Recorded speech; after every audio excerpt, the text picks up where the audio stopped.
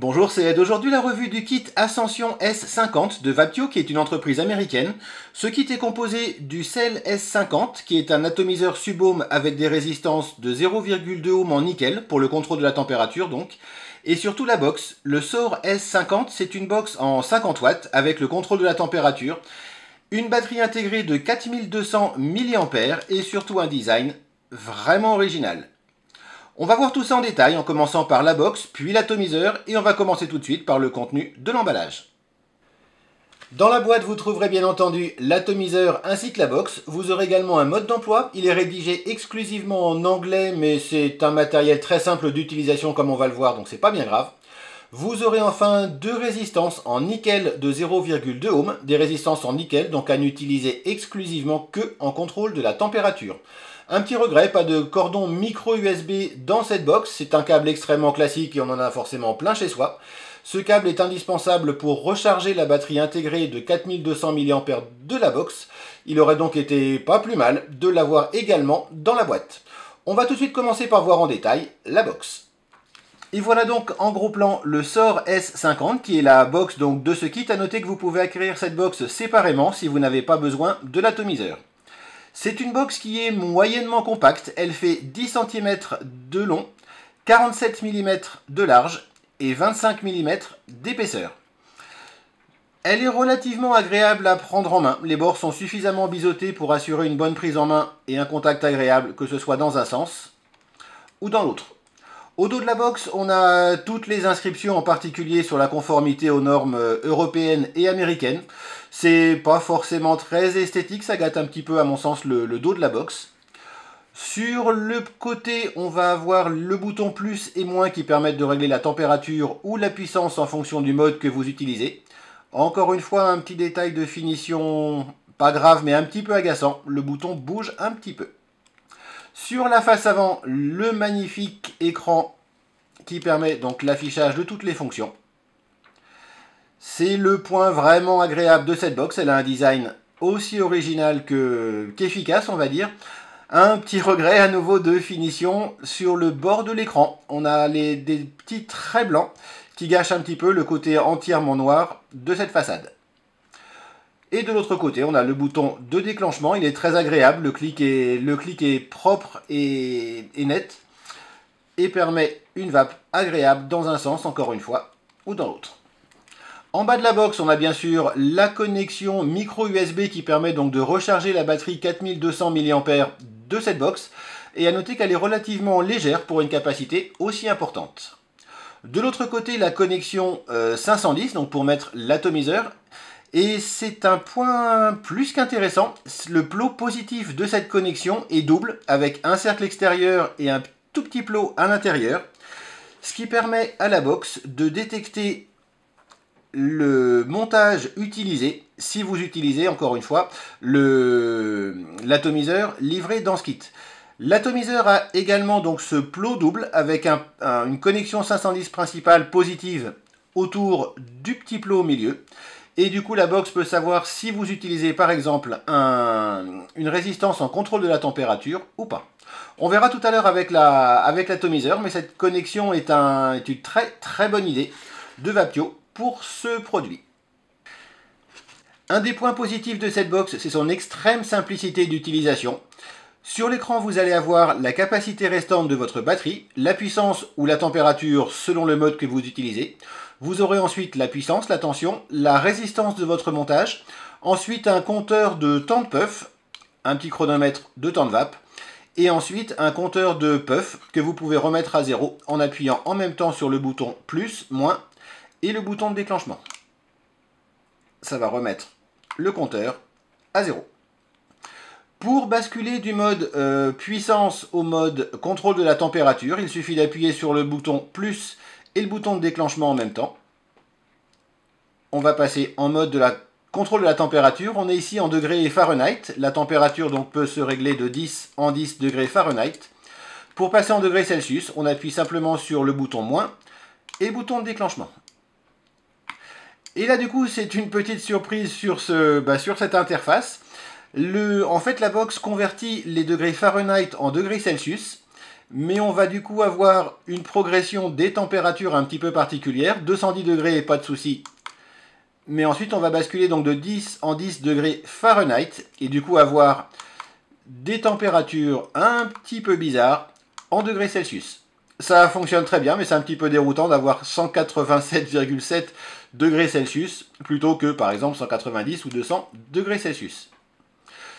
Un petit peu déroutant, mais ça fonctionne globalement très bien. Pour repasser en mode contrôle de la puissance, on rappuie à nouveau sur le bouton plus et le bouton de déclenchement. On passe en réglage de la puissance. On va descendre de 0,1 watt en 0,1 watt en appuyant donc sur le moins. Si on garde le bouton appuyé, on va passer à un compteur d'unité en unité. On peut descendre jusqu'au minimum de 1 watt disponible sur cette box. Et ça passe ensuite en boucle au 50 watts maxi. Et on peut refaire le réglage. À noter que quand on est à 50 watts, on peut aussi passer directement à 1 watt. Ça fonctionne très bien, c'est relativement simple d'utilisation. Je ne l'ai pas précisé, c'est tellement classique, mais pour allumer ou éteindre la box, 5 fois sur le bouton de déclenchement pour l'éteindre, et à nouveau 5 fois pour la rallumer. Dernière fonction intéressante, le fait d'appuyer sur le bouton plus et le bouton moins en même temps va permettre de verrouiller ces deux touches. Du coup, on peut toujours vaper, mais le réglage est bloqué. Même chose, on appuie sur plus et moins pour débloquer. On va voir tout de suite comment la box fonctionne en contrôle de la température et d'abord en mode watt. On va donc commencer par voir comment la box se comporte en mode contrôle de la puissance. Pour ça, comme d'habitude, j'ai réalisé des mesures de puissance en sortie de la box. Vous avez sur ce graphique en abscisse les différentes résistances auxquelles j'ai testé cette box, 0,2, 0,5, 0,8, 1,6 et 2 ohms. Et en ordonnée, les puissances réelles mesurées au multimètre à la sortie de la box en fonction des différents réglages qu'on peut lui demander. J'ai fait les tests à 1, 10, 20, 30, 50 et 40 watts. Les résultats sont globalement homogènes et excellents, quelle que soit la résistance et quelle que soit la puissance que l'on demande à la box. Elle va sortir très exactement ce qu'on attend d'elle. Il n'y a pas grand chose à rajouter en fait sur ce graphique, il est excellent. On a quelques marges d'erreur, par exemple à 50 watts on va en fait avoir presque 51 watts, c'est négligeable. Juste un petit raté à 0,2 ohm et 1 watt, ce qui n'a absolument aucun sens, on ne se servira jamais de 1 watt sur une résistance de 0,2 ohm, où la valeur est de 2,45 watts au lieu des 1 watt demandés. C'est totalement insignifiant, globalement ce sont d'excellents résultats. La vape avec le Sores 50 est conforme à ces graphiques, très agréable, très lisse, une vapeur très dense. C'est une excellente box en mode contrôle de la puissance. Vraiment à recommander, d'autant plus qu'elle a une consommation relativement raisonnable et la batterie de 4200 mAh va vous durer un bon moment. C'est un petit défaut de toutes les box en fait avec une batterie intégrée. Si vous l'utilisez avec des résistances de 0,2 ou 0,5 ohms à 50 watts, vous ne tiendrez évidemment jamais la journée avec. Par contre, si vous vapez entre 1 et 1,5 ohms à des puissances de 10 ou 20 watts, ça vous tiendra très largement une grosse journée de vape. Un excellent résultat donc en mode contrôle de la puissance pour cette box et on va voir ce que ça donne en contrôle de la température. Devant ces excellents résultats en mode contrôle de la puissance, j'ai été emballé à l'idée de la tester en mode contrôle de la température. Je l'ai donc réglé en mode contrôle de la température, degrés Celsius et 210 degrés. Le montage donc en nickel n'est pas encore vissé sur la box. On va le faire tout de suite. Quand on visse le montage, dès que le contact est fait, la box nous demande si c'est un nouveau ou un ancien montage. Up pour nouveau. Et la box est repassée en mode contrôle de la puissance. Inutile de déclencher dans ce mode. On va revenir en mode contrôle de la température. Et déclencher. La box affiche No Sensor. C'est en fait tout simplement lié au fait qu'elle ne détecte pas le double contact que l'on a sur l'atomiseur livré avec le kit. La box ne voit donc qu'un seul contact au niveau du positif. Elle suppose donc que c'est un montage en Cantal. On va reforcer le passage en mode contrôle de la température, essayer de déclencher, nos sensors à nouveau, et le coil rougit. La résistance est montée à 0,5 ohms du fait donc de l'augmentation de température. La box va repasser en mode contrôle de la température toute seule. Et en partant de cette résistance chauffée, accepter de gérer le contrôle de la température. Globalement, c'est beaucoup trop instable pour être utilisé. On vient d'avoir en particulier un dry burn sur un montage en nickel, ce qui n'est pas vraiment recommandé. En résumé, le contrôle de la température fonctionne très bien avec l'atomiseur donc livré avec le kit. En particulier lié au fait qu'il a donc ce double contact au niveau du plot positif, ce qui permet à la box de savoir qu'effectivement on a bien un montage en nickel. Par contre, avec tous les autres atomiseurs, on aura le même contact au niveau du positif que le montage soit fait en nickel ou en cantal. La box va partir du principe que c'est un montage en cantal et refuser ou mal gérer le contrôle de la température.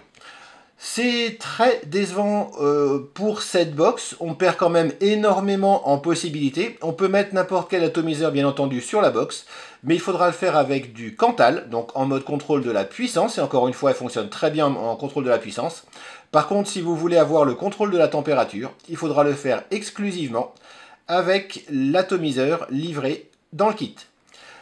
Pour l'avoir essayé, il fonctionne très bien, on va le voir en détail. La vape en mode contrôle de la température avec cet atomiseur est excellente, mais encore une fois, c'est un énorme regret sur cette box.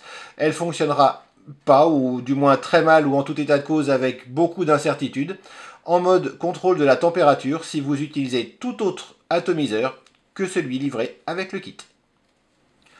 On en arrive justement à l'atomiseur qui est livré avec ce kit. Il s'agit du Vaptio Cell S50. C'est un atomiseur qui est réalisé en inox, le réservoir est en Pyrex et sa contenance est de 3,5 ml. Il est au standard 22 mm et il mesure tout compris, drip type et plot 510 compris, 77 mm. Sa première particularité, on l'a vu tout à l'heure, c'est au niveau du plot positif de sa connexion 510 qui est double, et c'est justement cette double connexion qui permet à la box de savoir qu'on a un montage donc en nickel quand c'est le cas. Le plot positif peut sinon fonctionner comme n'importe quel plot positif si vous l'utilisez sur une autre box. Il ressort suffisamment pour être monté sans aucun souci sur n'importe quelle box ou mode. Au niveau du drip tip, on a une arrivée d'air possible par le haut. Il suffit tout simplement de tourner le drip tip. On a ici une arrivée d'air fermée donc au niveau du drip tip. Il suffit de tourner pour l'ouvrir. Du coup, on a un drip tip un petit peu particulier avec une ouverture à sa base. Vous pourrez monter la plupart des drip tips à la place. Il faut toutefois prendre des drip tips relativement fins, puisque la base du drip tip doit forcément s'insérer dans la connexion 510, mais on doit à ce niveau-là avoir un drip tip relativement fin. Tous les drip tips ne s'adapteront donc pas sur cet atomiseur. L'idéal pour pouvoir utiliser effectivement l'arrivée d'air au niveau du drip tip est de prendre celui d'origine. L'arrivée d'air principale est comme d'habitude en bas. On a deux énormes arrivées d'air qui se règle, encore une fois comme d'habitude, en tournant la bague inférieure. Le flux d'air sur cet atomiseur est très aérien, plus aérien que sur un subtank mini par exemple. Ça permet d'avoir une vapeur très agréable en inhalation directe, c'est-à-dire la vapeur directement dans les poumons. Si vous préférez l'inhalation indirecte, la vapeur d'abord dans la bouche puis dans les poumons comme on le ferait avec une taffe sur une cigarette par exemple, il faudra visser à encore une fois presque complètement la bague pour ne laisser qu'un tout petit trou d'air. C'est globalement encore une fois un atomiseur Subome prévu pour l'inhalation directe, les grosses productions de vapeur. Et si vous préférez l'inhalation indirecte, ce tank ne sera probablement pas fait pour vous puisqu'il ne permet pas de le faire de manière agréable. Pour démonter l'atomiseur et installer la résistance, il suffit de dévisser la base. Au niveau du réservoir, rien de particulier. On peut démonter la partie Pyrex. Les joints sont très costauds pour nettoyer l'atomiseur. L'effiletage à la base de la cheminée pour tenir la base de l'atomiseur. Une arrivée d'air très large. Une conception assez originale, mais qui globalement fonctionne très bien. Le tank est en Pyrex, encore une fois, relativement épais. Les finitions sont très bonnes. On remet la partie réservoir. Et enfin, pour changer de résistance, extrêmement simple, on visse la résistance sur la base, comme ceci. Et c'est prêt à vaper. Les résistances elles-mêmes n'ont rien de particulier, si ce n'est encore une fois un plot positif double. On a ici la masse, donc le plot négatif sur l'ensemble du corps de la résistance. Toute cette partie-ci est le plot positif et le petit contact doré au milieu correspond à la petite aiguille que l'on a en bas de la connexion 510 positif de l'autre côté de la base. Même chose à l'intérieur. On repère très bien donc l'anneau extérieur qui vient faire le contact avec cette partie-ci du plot positif de la résistance. Et au milieu, la petite pointe qui est le deuxième plot positif. Ce sont des résistances donc en nickel. Le montage est vertical et la mèche est en coton.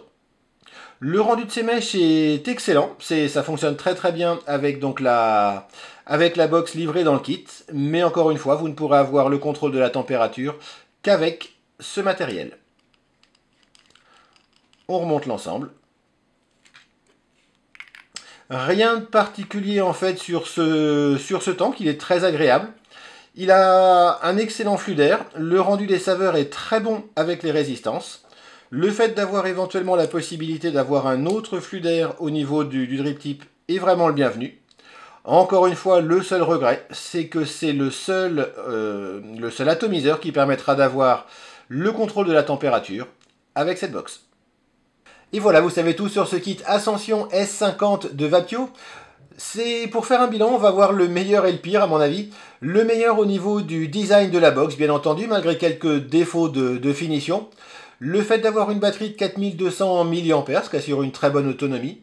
Cette box a un excellent fonctionnement en mode contrôle de la puissance. Par contre, son énorme défaut est de ne fonctionner en mode contrôle de la température qu'avec l'atomiseur livré avec le kit. Les deux peuvent donc s'acheter séparément. Toutefois, si vous souhaitez encore une fois avoir le contrôle de la température, ce sera les deux ensemble ou rien. Un grand merci à Vapio de m'avoir envoyé donc ce kit pour cette revue. Vous pouvez le commander directement sur le site de Vapio, vous avez le lien dans la description de cette vidéo. Si vous appréciez ces revues, n'hésitez pas à vous abonner à la chaîne en cliquant ici. Il me reste à vous souhaiter une excellente vape et à la prochaine.